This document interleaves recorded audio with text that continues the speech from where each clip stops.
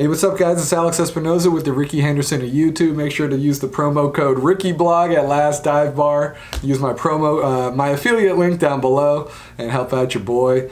And yeah, let's jump into today's news. So on Tuesday night, Vitamin D, he's an A's fan and like a commercial real estate, he's tapped into the commercial real estate developer world. He sent out an interesting tweet. I think it kind of gives some more context about where we're at with this A's Las Vegas ballpark situation. And it's been pretty quiet there since the last Las Vegas Stadium Authority meeting in May. And their next one's coming up on July 18th, so we should have some more clarity then when they meet. So Vitamin D, he's an A's fan, and we've highlighted him before, as he said earlier. He goes down to Vegas pretty much every year for developers conferences, and he's really invested in this just as a fan, so he's just kind of talking around with developers and investors in that world, and he's shared a lot of interesting nuggets over the past couple years. Recently he was saying that he was hearing that the developers and other people in Vegas are thinking that it's actually going to cost the A's about 20% more than the $1.5 billion price tag, so that would bring it to $1.8 billion for the actual ballpark that they're proposing. But on Tuesday, so this is the meat of the thing that I'm going to be kind of breaking this down is pretty in depth here, but on Tuesday night, D sent out this tweet. He said, multiple Vegas developers slash investors now think it's unlikely that John Fisher actually signs a binding stadium development agreement and deposits $100 million for the Tropicana site unless he convinces partner or partners to buy rights for an ancillary development that Bally's can't afford to do. So it can be kind of a lot of word soup here. There's a lot to break down. So this is interesting for a lot of reasons, and I'll break them down in detail, but basically in a nutshell, Fisher probably needs to get a new partner for the Tropicana lot because Bally's isn't in a hurry to replace the old Tropicana hotel, which is in the process of being demolished. And it sounds like Fisher needs the hotel. According to the language of SB1, they need to have a finalized development agreement by December 2024 or the Las Vegas Stadium Authority loses its authority to approve a stadium development agreement. So they have to go back to the drawing board, I believe. And also, SB1 also stipulates that Fisher has to put down the initial $100 million on this project. So there's a lot to break down here, but I just think basically that this tweet kind of outlines that there's so much uncertainty at the Tropicana lot. And as Vital Vegas Scott Robin likes to point out, we've had him on the pod, he was always vocally saying, like, yes, the Tropicana is getting demolished, but this has nothing to do with the ballpark. Like, the Tropicana was already getting demolished. The first thought that I had was, like, these two sets of renderings that they put out initially are just completely false, just further proof. And the first rendering, of course, pretty much showed, like, the whole stadium taking up all 35 acres of the lot. And I pointed this out when they came out, like, this is just completely unrealistic. This doesn't live in reality. And this was just used to kind of sway the public opinion and also to sway the Nevada legislature, which was in the process of reviewing the A's ballparks before they went to their annual recess or biannual recess, whatever, every 2 years. They only meet every 2 years. And they were about to leave, and the A's snuck in a special session, and they needed some renderings to have something, And it's also, you got to remember that in June, when the Senate was having its vote and the Assembly was having its vote in Nevada, the Vegas Golden Knights were in the process of winning their first Stanley Cup and really bringing that, civic sports pride. Like, they were probably caught up in that fervor, and the A's knew that too. So they had these renderings. They had the momentum of the Golden Knights, and they got the deal done for the $380 million in public funding. For the second set of renderings, which were released earlier this year with the Armadillo Dome, you can noticeably see that they don't really mention the rest of the 26 acres and what's going to happen there, and they have a nice skyline view, but you would think that the hotel would have that view, and the A's view would be, A's fans' view would be blocked through that massive window on the left. But who knows? What do we know? And also, the sun's going to set over there and just blind all the batters. But what do we know about about rendering? So basically, these two sets of renderings they've issued so far just have no basis in reality. As it stands right now, the A's are allotted these 9 acres, but where those 9 acres fit within that 35-acre lot, who knows? So the A's and Bally's Corp, which used to operate the Tropicana Hotel, they're trying to figure out what to do with this 35-acre lot right now. And it's kind of complicated, and I'll get into more detail, but the 35-acre lot is owned by a company called Gaming and Leisure Properties Inc., GLPI, And it's worth remembering that the A's got a sweetheart deal in SB1. They got the free land from GLPI, so it comes out with the 9 acres at a $20 million per acre valuation. It came out to about $180 million in free rent that the A's are going to be getting. And but it sounds like, you know, Bally's is in no rush at all to get this new stadium done. And according to Dee's report, it sounds like Fisher is scared to do anything until there's a hotel attached. But it's like kind of a game of chicken. Like Bally's is waiting for the A's and the A's are waiting for Bally's. So it sounds like Bally's is going to put this on the back burner because they have a lot of bigger fish to fry in Chicago and New York as well. So back on May 7th, according to this article from the Chicago Tribune, Bally's is currently $3.6 billion in debt. And right now, Bally's has a temporary casino in a place called the Medina Temple, or Medina Temple. I don't know if I'm saying that right, in Chicago. It's an old auditorium. It looks like a cool old building, and it was an old auditorium that used to be a Bloomingdale's, and now it's been converted into a temporary casino because Bally's has a plan to build a $1.7 billion permanent casino, I believe on a 30-acre lot there in Chicago by September 2026. But the Tribune reports that Bally's is $800 million short of funding it. So almost half the funding is still to be found as they try to get a permanent home there. And so I think it's pretty funny that this is who Fisher and the A's got into bed with. It sounds like Bally's is kind of going through the same thing up in Chicago. And according to Richard Velota of the Las Vegas Review-Journal, Bally's is trying to get a gaming license in New York as well. And that's going to happen next year in 2025. And I guess that's even taking precedence over Vegas. So right now I believe it's like Chicago, New York gaming license, and then Vegas Tropicana lot. That's how I believe Bally's is approaching this situation. And on top of all that uncertainty, it's Bally's biggest shareholder. It's a New York hedge fund called Standard General, who is also, I believe it's also run by Bally CEO Sun-Woo Kim. I don't know. I'm not really well versed in business or anything. But anyways, they own 23% of the company, and they're trying to buy out the rest of the shares at a valuation of $648 million. That's according to the Chicago Tribune. So as it stands right now, we don't know if Bally's is going to accept the offer or where that stands. So basically, Bally's is in a huge state of uncertainty right now. Big $3.6 billion of debt.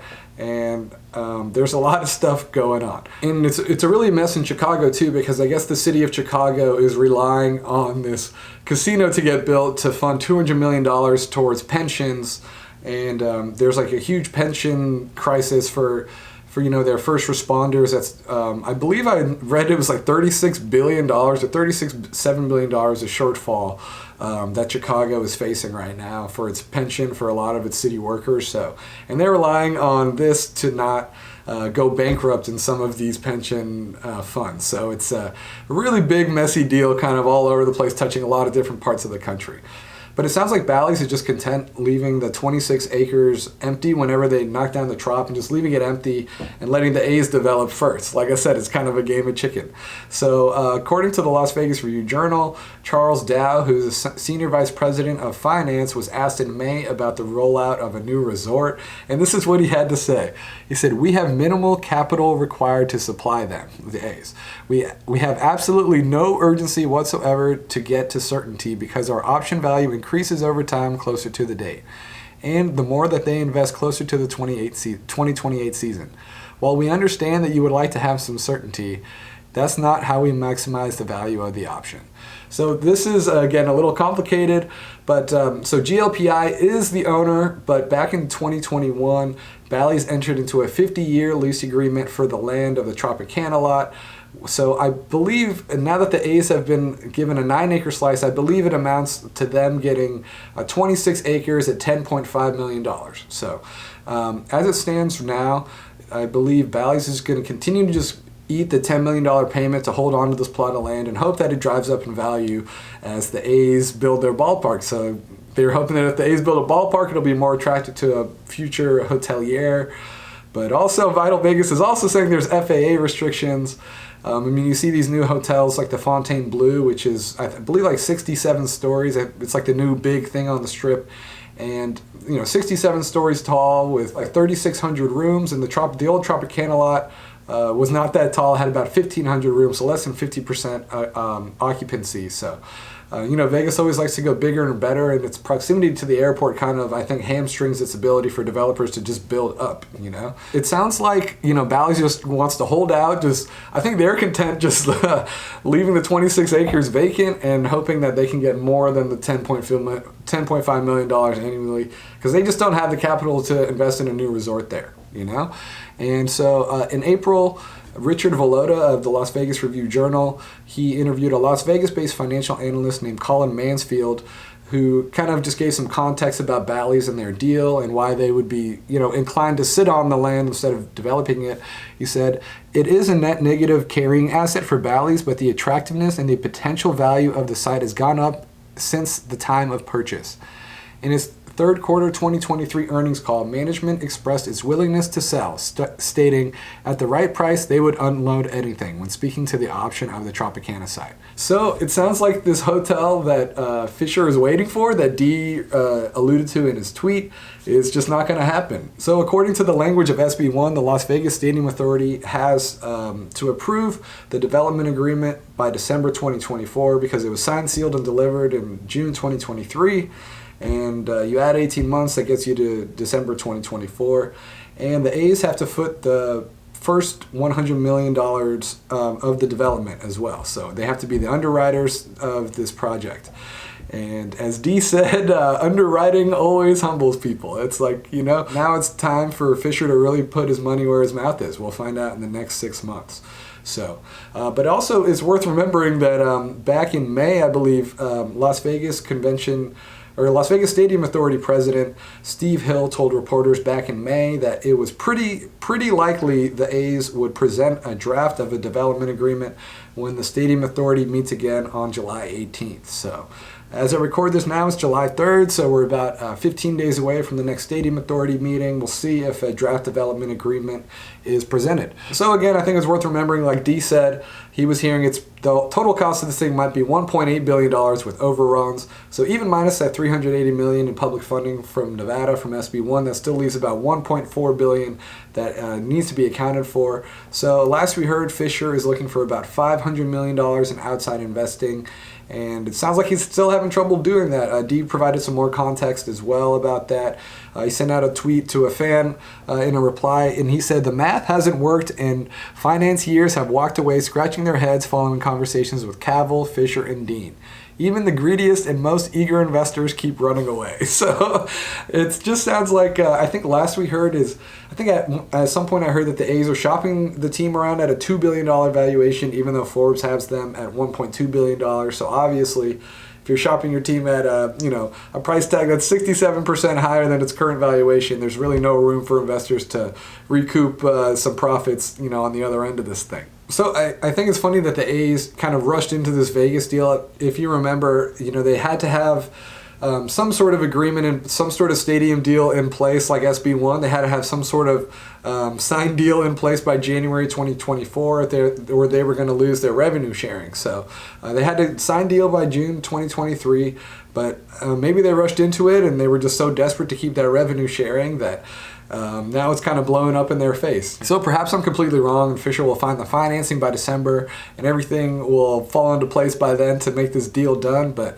I just really don't see him to have the balls to put in a stadium on 9 acres and have the other 26 acres be unoccupied and just go about it by himself. I think that would look funny, like a little shoebox stadium surrounded by dirt, or maybe a parking lot right there on the strip.